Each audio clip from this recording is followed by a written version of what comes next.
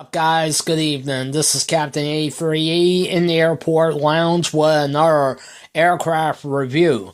This time, United Airlines Boeing 757-224.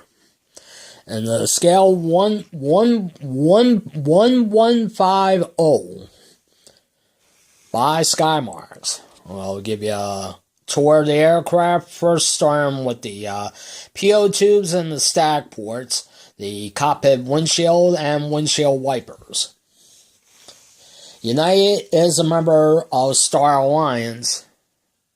There you see the Star Alliance livery, the L1 door, the United tiles, the two Pratt & Whitney turbofan engines, and the registration of this aircraft, November 508, Uniform Alpha. Great shot right there. That's the old tulip livery of United before their merger with Continental in 2010. The EPU, the tailplanes right there. Now I'm going to take you on to the port and starboard side of the aircraft. The United Tulip. The registration of this aircraft.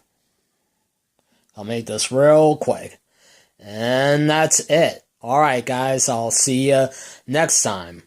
Like, comment, subscribe.